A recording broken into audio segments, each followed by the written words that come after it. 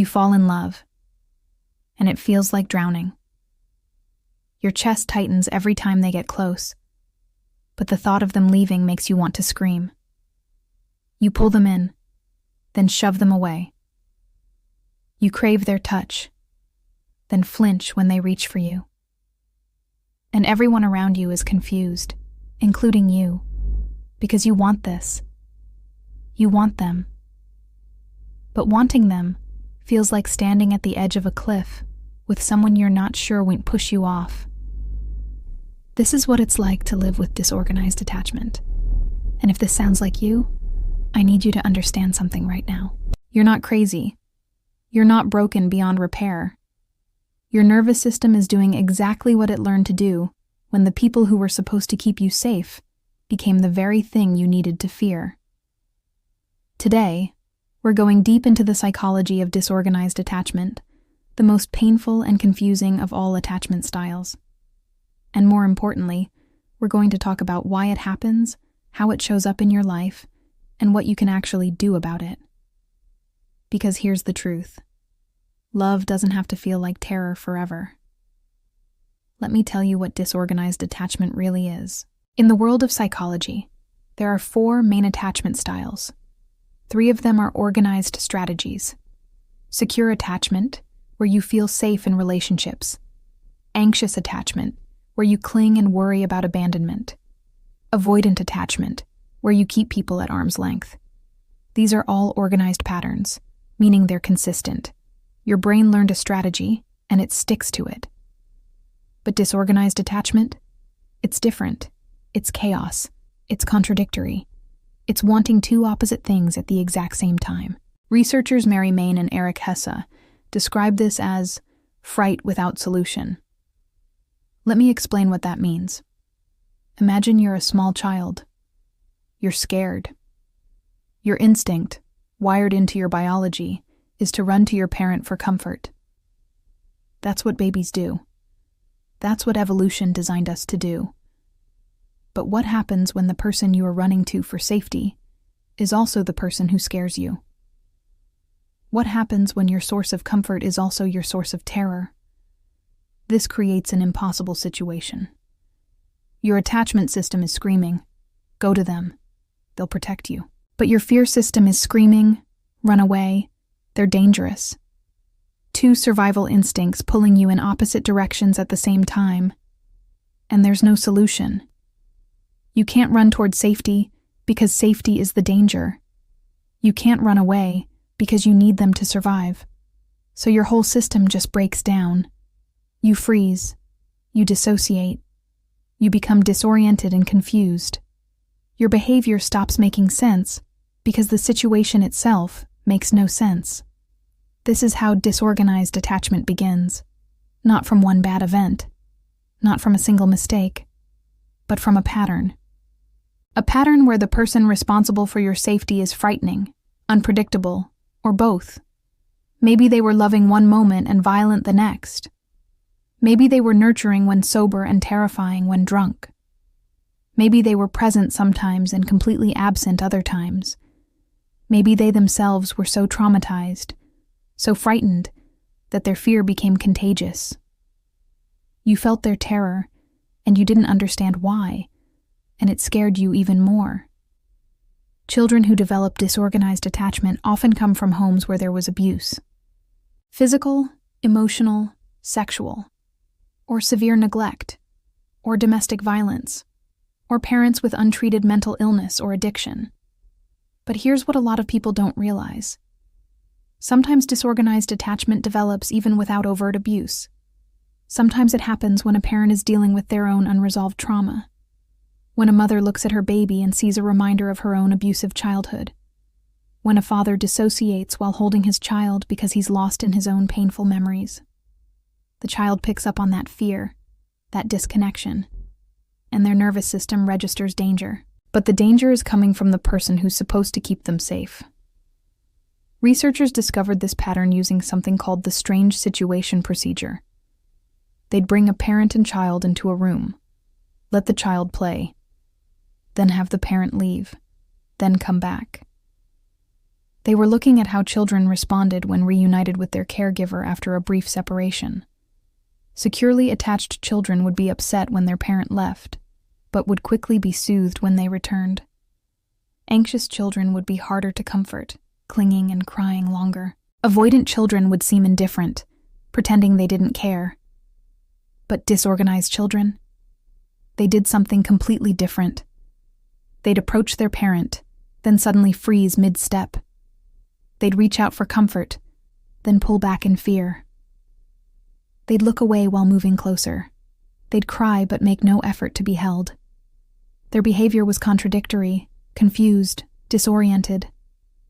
Because their internal experience was contradictory, confused, and disorienting. And this pattern doesn't just stay in childhood.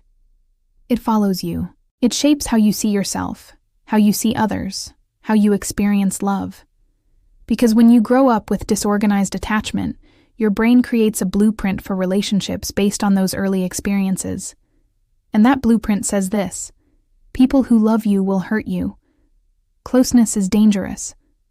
Vulnerability will be used against you. You can't trust anyone, not even yourself. So what does this look like in adult relationships? It looks like chaos. It looks like the push and pull. The I love you. Don't leave me. But also, get away from me before you destroy me. One day you're texting your partner constantly, desperate for reassurance, terrified they'll abandon you. The next day you're shutting down completely, convinced they're going to hurt you, wondering why you even let them get this close. You want intimacy so badly it aches. But when someone actually offers it, when they want to know you, really know you, something inside you panics. Because intimacy means vulnerability, and vulnerability means danger. You might become hypervigilant in relationships, always scanning for signs of betrayal, always waiting for the other shoe to drop. Your partner says they love you, but you don't believe them. Or you believe them for a moment, then immediately question it. Did they really mean it? Are they lying? Are they going to leave? Your mind spirals, and you test them, sometimes without even realizing it. You create conflict to see if they'll stay. You push them away to see if they'll fight for you. And when they get frustrated, when they pull back because your behavior is exhausting, you take it as proof. See? I knew they'd leave. I knew I couldn't trust them. But it's not just romantic relationships. Disorganized attachment shows up everywhere. In friendships where you struggle to trust people's intentions. In work environments where you feel like you're always waiting to be rejected or criticized. In your relationship with yourself, where you might swing between desperately seeking validation and completely isolating, between feeling everything intensely and feeling nothing at all. Some people with disorganized attachment become intensely clingy and dependent. They need constant reassurance, constant contact, because being alone feels unbearable. Others become aggressively independent, refusing help, refusing closeness, because needing someone feels too risky. And often, it's both. You swing between the two extremes, because that's the nature of disorganized attachment. It's not one consistent strategy. It's a desperate, unconscious attempt to meet two conflicting needs. The need for connection, which is biological, fundamental to being human, and the need for safety, which your nervous system learned means keeping people away. So you cycle. You move toward, then away. Close, then distant.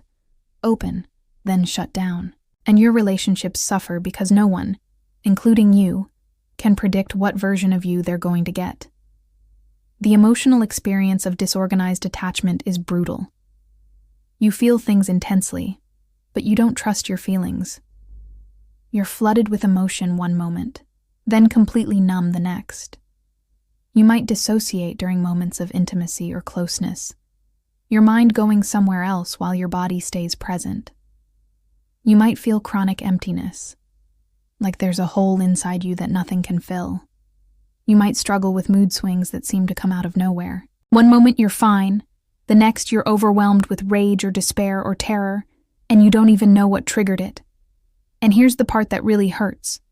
You blame yourself. You look at your behavior, the push and pull, the inconsistency, the fear, and you think there's something fundamentally wrong with you. You think you're too much, too needy, too distant, too broken. You think you sabotage every good thing that comes into your life. And maybe people have told you that. Maybe partners have said you're impossible to love, that you don't know what you want, that you're too damaged. And you believe them. Because from the outside, your behavior looks chaotic and destructive. But from the inside, it's survival. Because that's what disorganized attachment is. It's a survival strategy that worked once. When you were a child, and you had no other options. When you needed your caregiver to survive, even though they scared you. So your nervous system learned to do this impossible dance. Get close enough to stay alive, but stay guarded enough to protect yourself. And as a child, that kept you safe, or as safe as you could be. But now, as an adult, that same strategy is destroying your relationships. It's keeping you isolated. It's making love feel like a nightmare instead of a refuge. And this is where we get to the core truth. The thing I need you to hear. You are not broken. You are not too damaged to love or be loved. Your nervous system learned to protect you in the only way it knew how. And it worked. You survived. But survival mode is not the same as thriving. And what saved you then is hurting you now. Your fear is valid. Your pain is real. The things that happened to you, the things you experienced as a child, they matter. They shaped you. But they don't have to define you forever. Because disorganized attachment can heal. It's hard. It's not fast. But it's possible. And it starts with understanding. With recognizing that your reactions aren't random. They're patterned. They come from somewhere. And when you understand where they come from, you can start to make different choices. Not right away. Not perfectly. But gradually, bit by bit, you can learn a new way of being in relationships. A way that doesn't feel like constantly standing on the edge of that cliff. Healing disorganized attachment usually requires therapy. Because this isn't something you can think your way out of. It's not about logic or willpower. It's about your nervous system, your attachment patterns, the deep-rooted beliefs about yourself and others that formed before you even had words for them. Therapies like attachment-based therapy, emotionally focused therapy, and trauma therapies like EMDR can help.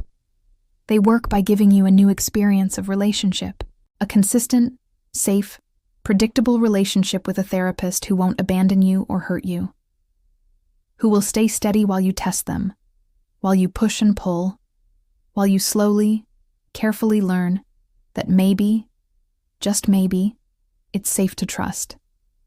But therapy isn't the only piece. Self-awareness matters. Learning to recognize your patterns.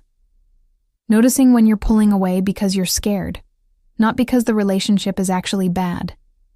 Noticing when you're clinging not because you need reassurance, but because your attachment system is activated. Mindfulness helps with this. Learning to sit with uncomfortable feelings instead of immediately reacting to them. Learning to pause, to breathe, to ask yourself what's really happening right now versus what happened back then. And relationships. Healing happens in relationships, not perfect relationships, but relationships with people who are willing to be patient, who can stay steady when you're cycling, who can hold space for both your need for closeness and your need for distance, who won't take your fear personally. Because the truth is, disorganized attachment affects both people in a relationship. Your partner needs support too. They need to understand that your behavior isn't about them, that when you push them away, you're not rejecting them. You're protecting yourself from a danger your nervous system believes is real, even if it isn't. You can also build practices that help regulate your nervous system. Grounding exercises when you feel overwhelmed. Deep breathing when fear takes over. Physical movement to release the energy that gets trapped in your body. Journaling to make sense of the chaos inside your head. These aren't cures, but they're tools. And over time, with practice, they help. The journey of healing disorganized attachment is about learning something fundamental, something you should have learned as a child, but didn't. That you are worthy of love. That closeness doesn't have to mean danger. That vulnerability isn't weakness. That you can need someone and still be safe. That people can love you without hurting you. And that you're allowed to take up space, to have needs, to ask for what you want without fear of rejection or punishment. It's about learning to trust again, not blindly, not naively, but carefully, with people who earn it, people who show up consistently, who respect your boundaries, who don't punish you for being afraid. And it's about learning to trust yourself, to trust that you can handle discomfort without dissociating, that you can feel your feelings without being destroyed by them, that you can want love and still protect yourself, that these two things don't have to be in conflict anymore. Because here's the final truth. Disorganized attachment forms in relationships, and it heals in relationships. You didn't create this pattern alone. It was created in connection with caregivers who couldn't give you what you needed. And it will heal in connection with people who can, with therapists who understand trauma, with partners who can hold space for your fear, with friends who don't give up on you, and most importantly, in the relationship you build with yourself. The voice inside your head that learns to speak with compassion instead of criticism, that learns to say, I see why you're scared and it's okay. You're not doing anything wrong. You're healing. Hit subscribe if this helped you understand yourself a little better.